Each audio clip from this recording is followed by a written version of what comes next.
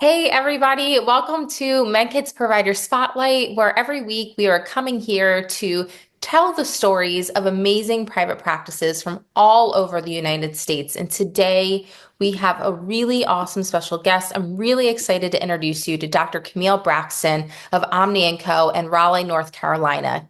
Dr. Camille, welcome. Thank you so much for coming. Thank you for inviting me.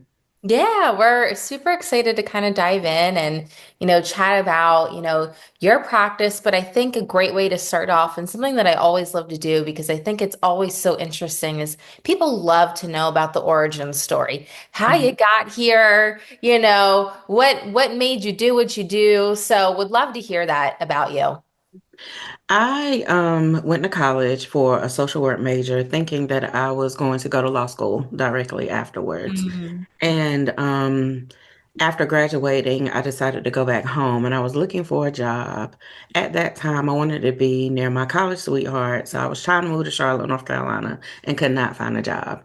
My mom walked into the bank and saw the human resources director of the school system. And she was like, "Where's your daughter?" She said, "At home finding a job or looking for a job." And she Mhm. said, "Tell her to come see me."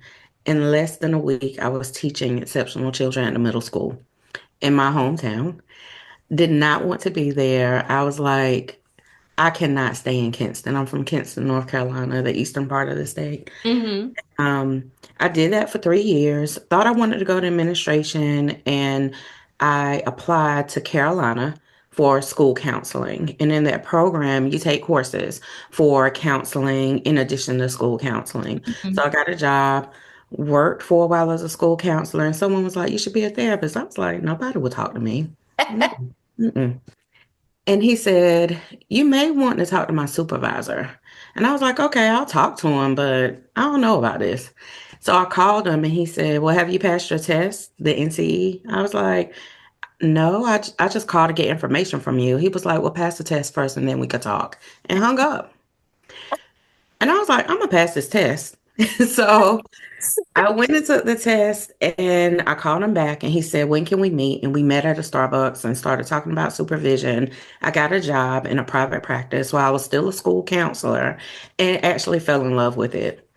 The entire time I was thinking, I'll just do school counseling and then, work in somebody else's practice part time. And it grew to where I wanted to do this all the time. So I started my practice in 2013 part time, and I'm not a creative person at all. And I named it Elsie Braxton Counseling. Those are my initials. I go by my middle name. So I was like, I don't know what else to name it.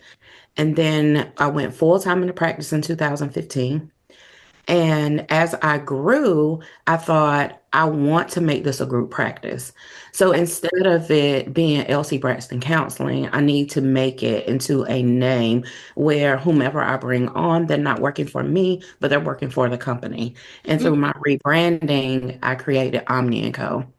My parents were very, very influential in, bringing this practice into light. My dad passed in 2013 while I was starting, and my mom has been my backbone ever since. So we combined their names, and created Omni, but Omni means healing. And I'm in a profession of healing. So now it's Omni and Co. And we've been trucking along ever since. That is wait, I love this story. Oh, thank you. It's so nice. It's such a great way to honor your parents, and I'm sorry to hear about your father's passing. Thank you. But it's so nice to honor them and also make it work that the name fulfills a dream that you have to help others, to heal others. And I love your entire journey of I'm gonna do this, I'm gonna get this. No Mhm. one's gonna stand in my way and tell me no. Um, Right. that is an amazing journey, and that is precisely why I love this question, is because the origin story is so important to who you are and then to who your practice is and how you got there. So Definitely. absolutely love. So tell me, Dr. Braxton, there are a lot of things that, people are struggling with, but what do you think are the most common areas that you help treat or really find people struggling with today in today's, world?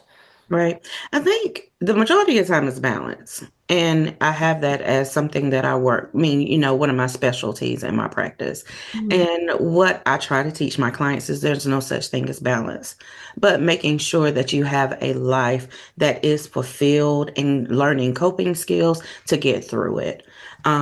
So being able to remove the idea that I'm just going to have a balanced life and nothing's going to happen. That's really not realistic. So we try to set realistic goals and realistic expectations. Yep, I that makes a lot of sense. I really love your approach, which kind of leads me into this question of, how are you guys different? Obviously I love the origin story. You clearly shine through and what your purpose is, but how do you feel like you're different from other people that may, surround you in other companies or things like that? I think I have a laid back approach. And I let all my clients know that it is about them and not about me. Yeah. So, off the rip, when someone comes into the office, I let them know that I might not be a good fit for you. If you feel that you're in this process and it's not a good fit, let me know so I can refer you to someone else. I'm connected to other providers in the area and I can help you because trying to find a therapist is a very intimidating process. Yeah. So, when someone hears it's not about me, it's about you, I think that sets apart from the ideology of a doctor's office, right? Um, Hmm. Another thing is it's a very family-oriented business. My mom is my billing specialist and she's the well, when I say clinical director, she is the behind the scenes, verifying insurances, helping me navigate areas when I'm in session. We want to have a very warm environment. We want everyone to feel welcomed, and we want to handle things right as it's happening instead of waiting. So I think that sets us apart. We want to be an accommodating, peaceful environment for Mhm. people to come and get the services that they need. Absolutely. And I love one, how your mom is involved, but also just the trust aspect and how Yes. important that is for you guys and how much that you really focus on that. And you're just honest, like, hey, if it's not me, let me still get you help somewhere Right. else that could be a good fit for you, you know? And I think that's in best interest for both parties. And what you said at the beginning, it's not about me, it's about you. It really is changing the script from what I think a lot of people might see out there. So, Right. Yeah. And another thing that I tell people, and this is the most unprofessional way to describe therapy, but I tell them, because a lot of people have their ideas of what therapy is when they first walk into the door, right? And a lot of it is created from watching TV, especially if no one has walked into the therapy office. So I tell people, this is an unprofessional description of therapy, but I'm your ride or die. I'm in the passenger seat. I'm not in the driver's seat. So you have the power. And what you put into it is what you'll get out of it. So as your passenger seat driver, I'll help you open condiments. I'll help you put the straw in your cup. I'll be your DJ. I will talk to you through it. But at the end of the day, this is all within your power. yep. And you are the one who will achieve these goals. I'm just here to assist. I don't think that's unprofessional at all. I think that's called realistic. And I think it's also cool because, you know, I think there's so many shoulds in this world. You Yeah. should say this, you should do that over what's honest and what's real. And I love that your take on that because they are in the driver's seat. You will get out how much you put into it. Mhm. You're driving. I'm not driving, but I'm going Right. to help you along the way. And so if you're hungry, I'm going to give you the snack. I'm going to open Yeah. your condiments like you. So it's like that's realistic, and I think it's a great Right. way to put it. Yeah, because I think that people come to therapy thinking that I just dump all my stuff in your lap and then you fix it for me. Hmm. And at the same time, it's like they have to have autonomy. They have to have accountability and they have to have some responsibility in their growth. So when I tell them that, they're like, oh, and there is a little bit of coaching, especially for people who haven't been in therapy before. But when they're thinking like, oh, it's my work, yes, it's your work. Yep. That totally makes sense. And something that you said earlier, which kind of leads me into my next subject, is, people have a lot of thoughts about what therapy is. I Mhm. had a conversation with someone that one of their misconceptions is, some people come into their office and lay down on the couch. Right, And she's like, yeah, you don't need to do that, but if you're comfortable, we right. we could do that. Mhm. But for you, what would you say are some of the big misconceptions about your field, or maybe something that you get asked all the time that you're like, man, I wish you knew this prior to this conversation, or Right. a lot of people are on Google and or ChatGPT, and they're trying to sort out their issues or medical illnesses, and then they think they have cancer within 5 minutes, and that's Right. not really true either. So, what would you say for you are some of those big bucket misconceptions? The big bucket misconception or misconceptions of therapy is you have to have something wrong with you to be in the therapy room, Mhm. right?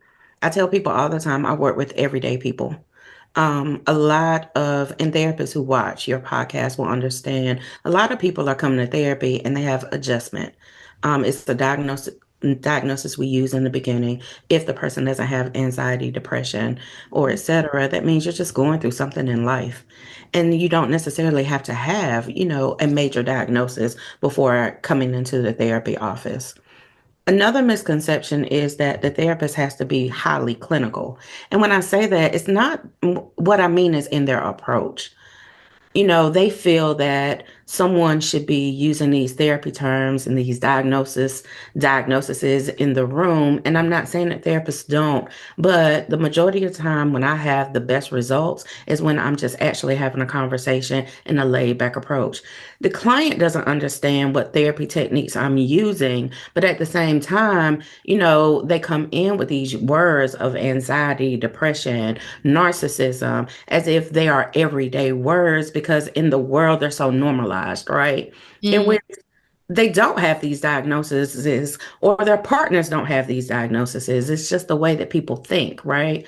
So having those misconceptions kind of clouds the therapy space sometimes. yeah. But when you confront them, eat nicely confront them about it and talk about actual reality and what therapy is, then they're like, oh, I didn't know that or I didn't understand that. Yeah, I can totally get what you mean. I think as a society, we throw things around a lot Right. without really thinking about it. We've heard Mhm. it, comes out of our mouth. We don't think too much about it, but it could be a total gross misconception or thought about a person, a thing, a situation, and that's not really how it is at all. And so I can see how people can start to use those terms, which absorbs into how a way of thinking Mhm. about something. So that makes a lot of sense as to, why those are huge misconceptions for people. Right. Yeah. Yeah, absolutely. Um, this is kind of a fun one because I think it allows people to really take something, aside from all the amazing tidbits that you've given us this session. But for people that really want to start their journey today or just bettering their mental health, Mhm. what would some of those key factors be? Maybe something small, tangible that they can do today, leading up to maybe a larger goal in the future. What would some of those steps be for all of us to think about and bettering our mental health? Well, movement is definitely something that I recommend all my clients. And it doesn't necessarily have to be training for a marathon, right? Because a lot of people, I just had a client and she was like, we were talking about movement, and she said, well, I need to start training for a marathon. And I'm like, you're putting the cart before the horse, right? I'm just talking about going for a 15-minute, 30-minute walk, right? And it helps with decreasing ruminations. I share with my clients that what movements I do. I love Pilates.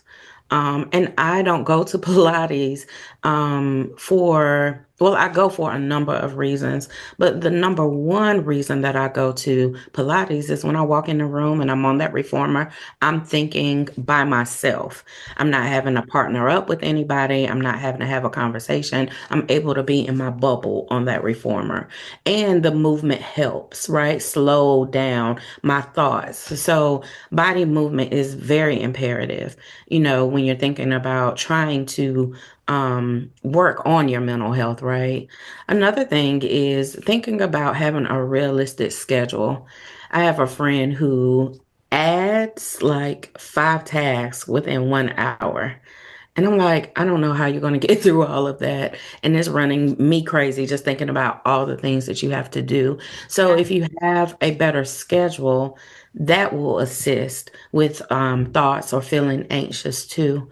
And eating well, of course. I don't do the best at it all the time, but trying to eat balanced meals and drink water, that's helpful also. Yeah, no, I love it. I mean, the one thing that, and I love this question and I ask certain things because everyone has a different answer no matter how many times I've asked it, and no one has talked about their schedule yet. And I Mhm. think that is a really important thing to think about and digest and take out for later because, you're right. If you're kind of all over the place, balls up in the air, and you're feeling like you're going to be running out of time for everything, that doesn't Yeah. feel really good. Yeah. Um, And I think, if we think about words that are being overused in society, right? yeah, And it's self-care. And with my research and my doctorate program, of course, like getting a massages, facials, and all of that are great. But scheduling and knowing how to schedule is a major component of self-care yeah. that people don't talk about.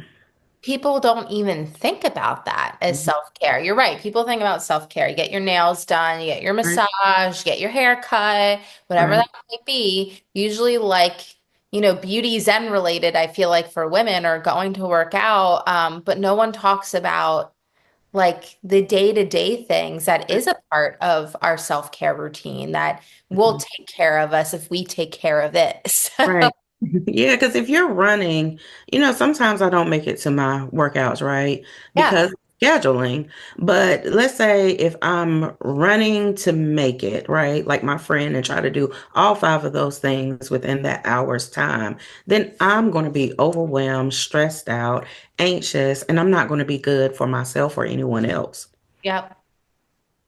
So true. And I love what you said there at the end. You're not going to be good for yourself or anyone else. So it's about like putting that oxygen mask on first and saying, Right. okay, like I need to take care of this so I can go out into the world and not only be great for me, but be great for others too. Right.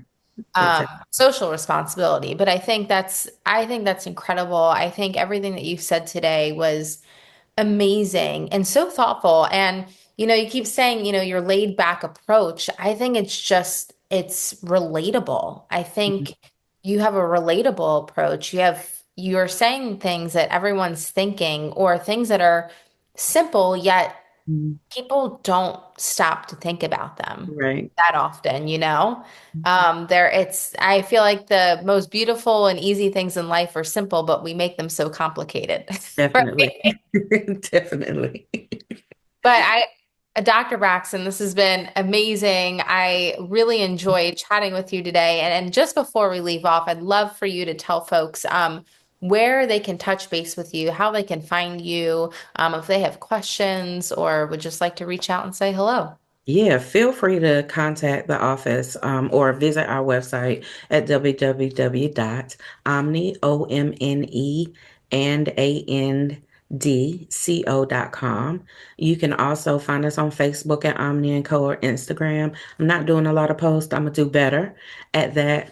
But definitely reach out from the website, and our Facebook and our Instagram is connected there. Awesome. Well, Dr. Braxton, this has been amazing. Thank you Thank so you. much. And we And hope to have you again. yes, and thank you for the opportunity. It was a joy talking to you. Same here.